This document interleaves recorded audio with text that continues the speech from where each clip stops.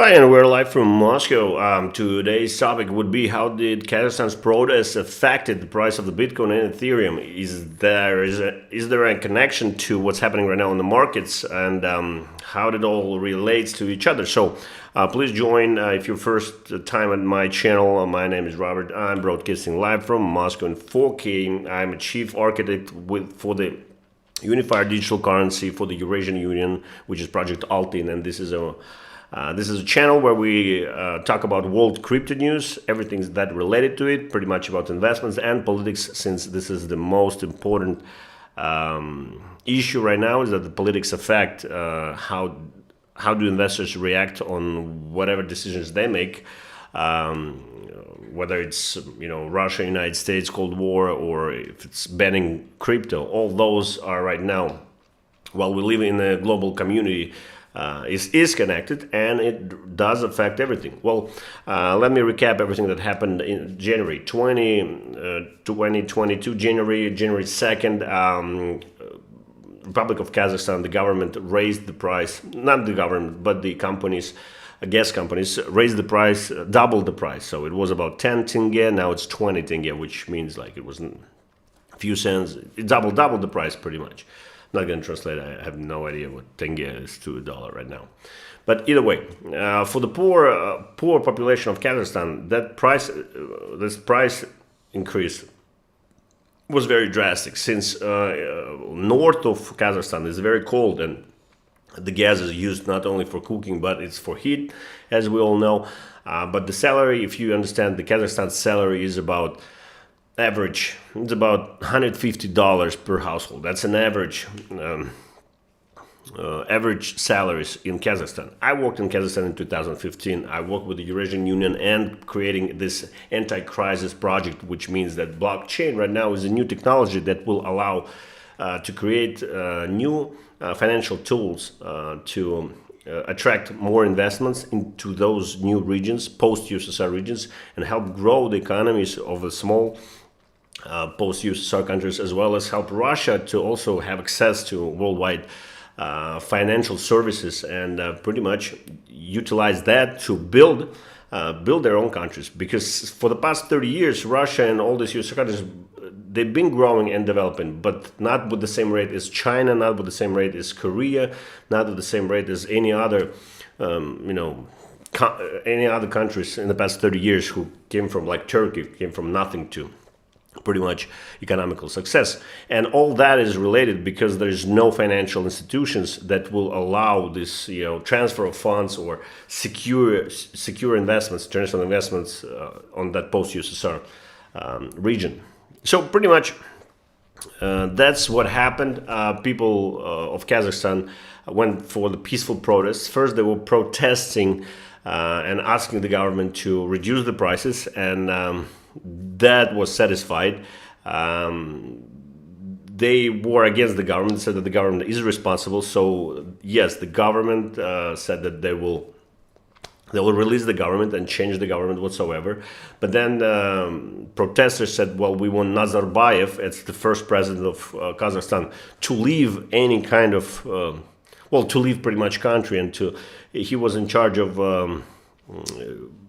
security union, which means he wasn't the president anymore, but he was in charge of the union that will provide military security to the Kazakhstan. So he was released out of all his duties. The government was released of its duties, and the protests did not stop.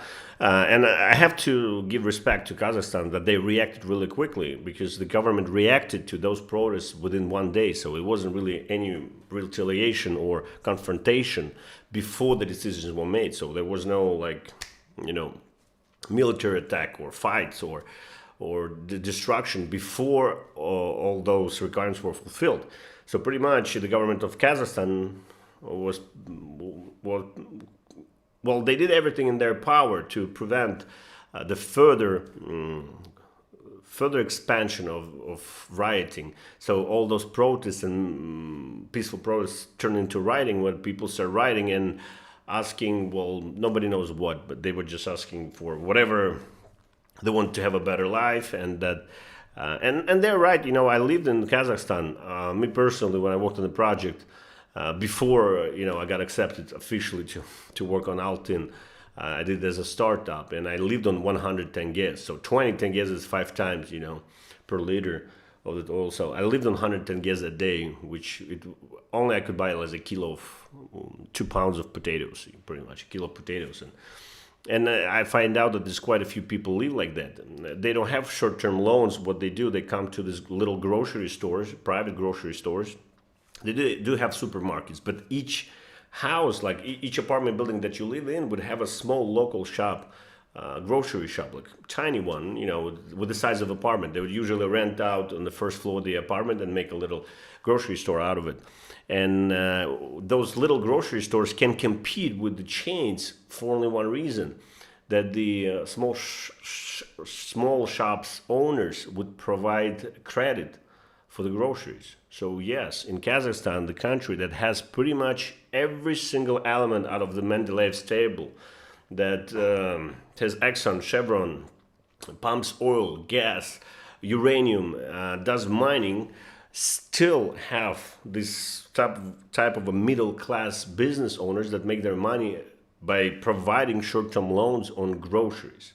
That's devastating. And in 2014, you'll find out more on our channel that the government of Kazakhstan and pretty much the government of Russia, Belarus, Armenia decided to create a Eurasian Union, which is a new economical union, the same, and create a currency the same as a euro in Europe. And that currency is Altin. But I don't know, I work with the government, I do have access to information, and I'm working on the project. It takes time, but we don't really receive any help, such as providing us with any paperwork, official paperwork that we're doing that, because, well, it's an open project, anyone can join, but we're the only team that's working on that. We told them that that's going to happen, that's going to escalate really quick, and you need to educate people what you're doing. If you cannot educate, if you have hard times with social media marketing, then we can do that social media marketing, as long as you just accept our program, accept our concept, and you officially support us with that. But there was no official support. We work right now on getting on memorandum of cooperation, so the paperwork that we are cooperating with the government. We're trying to get that from Kazakhstan. Hopefully we're going to get it because of those incidents that happened.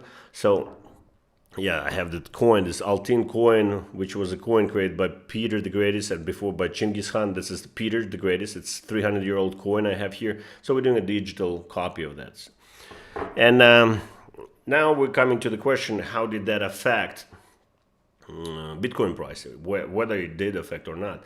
And actually did, because you have to understand that Kazakhstan is very loyal to all the cryptocurrencies that there is. They're trying to create a hub that will provide financial infrastructure to attract, there's $2.6 trillion in crypto, but they are not in analog business model. So pretty much you don't have access to $2.6 trillion to fund, let's say, new factories or fund farming. So those money are just collected and they work for DeFi's, but they're not really working. So Kazakhstan is trying to create a hub where we can now have access to this $2.6 trillion and actually use that money to create and build businesses in real life, which is awesome. By creating a new bank or a universal digital currency, now you can put all your assets into that. You get this new token, Altin token. You get paid monthly percentage for the transactions. Well, it's more information on our channel about that. And now you can lend money for free. So pretty much you can take a 10-year-old you can take a 10-year-old loan and pay back no interest. Zero interest loans, short-term loans, long-term loans, grocery loans, from buying just AirPods to buying pretty much a new mall or building a new mall or building. This will be zero interest rate loans, which has never been done before, and we're working on that, and it can be done before right now, which is just amazing. And the effect of that is tremendous to everything that we have and everything that we do. But the problem is just to get people on board with that, and we broadcasting right now, attracting international investors who are interested in that and helping to move forward with the cryptocurrency. So long story short, that I just wanted to know that Kazakhstan has a kind of a leading role, or trying to get a leading role in the world of cryptocurrencies. On top of that, the companies such as, like BitFury, This is a city, Kostanai, and they have, I think, 8 reactors. It's a power plant, and only 2 were active. So they actually brought the mining there and activated another. Yeah, there was 6 of them, and they activated another 4, which I have no idea how much kilowatts it is or how much they mine. But what I know that the government is involved. I remember that the smallest investment you can do with the Bitfury was about $300,000. So I can imagine there's about $50 million to $100 million equipment located in Kazakhstan that mining Bitcoin mainly and other currencies. On top of that, pretty much every city in Kazakhstan has a mining farm, huge size mining farms, and they're very active. They've been developing that since 2018, even earlier. So there is about 4 to 5 years of this mining equipment been coming to Kazakhstan. On top of that, with all those changes in China, quite a few Chinese investors moved all their stuff as well, all their money to Kazakhstan. So imagine this, yeah? We're all affected in this global economy. And we know that Bitcoins and cryptocurrencies are very volatile, very shaky pretty much. And investors who actually use shoulder on trading, on the exchanges, they react to pretty much news like that. So anytime there's anyone protesting, it means that there will be changes in the government, and that always affect the views and a sentiment of the investors. So pretty much, yeah, all the investors who invest in Bitfury knew that this is happening. It could affect somehow mining, so they start dumping Bitcoin, scaring that those changes in Kazakhstan will lead to some unfortunate circumstances where they can lose their equipment and stuff like that. So yeah, they've been dumping cryptocurrencies. The world followed. Whales saw that. People who trade saw that. So yeah, we can honestly say right now that everything that happened in Kazakhstan did affect cryptocurrencies. And that brings us to another point. You see, when people protest, they want government to do changes, and the government rely on the investors who invest in the countries, who invest in them to take those positions. So they have to protect the interests of their investors, so that it will calm down and work with the people to make sure that there's peace and prosperous activities, so the economy grows. And right now, we heavily relied on governments before and all those investors. But Bitcoin or blockchain technology became such a great technology that blockchain is a technology that gives us now 100% full freedom. We don't need to vote or go, we can vote for whatever we want if we want to. Like, we can choose people despite the fact we create these little metaverses, which is literally like virtual little cities, where we have our government and we have our algorithms and we have our own economy, and we can create whatever world we want without any involvement from the outside world. And then if that virtual world grows, we can now take it to the government and tell them, hey, listen, regulate it, and we can use that to build houses, to build businesses in real life, not only in metaverse life. And that separation, metaverse with the real life, is bullshit. I believe that, because people don't really understand the full potential of what metaverse and blockchain can do. And that's the freedom. First freedom, that where investors now can have a power to come together, choose for the leaders, create the environment, create the relationship, create platforms where they can attract as much investment as they need. And these investments are guaranteed to be paid because of the smart contracts, which I think is the most amazing thing that ever came out of the internet for the past 30 years. I think it is the most important development since the birth of Jesus Christ, because we just celebrated the birth of Jesus Christ, and what he brought was decentralization, and Jesus Christ brought the new government. So what we see is a blockchain. It's 2,000-year process that will lead us to us creating a blockchain technology that will help change the things.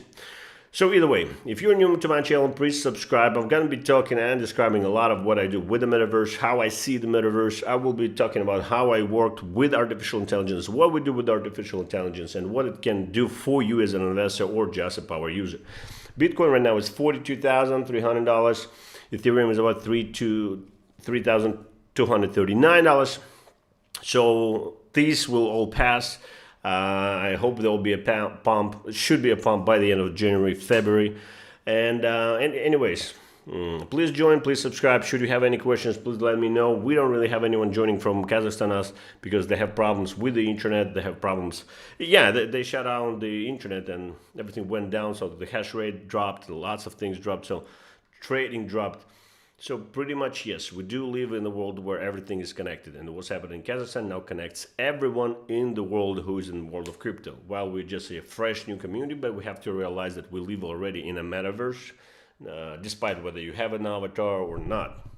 So to find out more about what to invest in metaverse,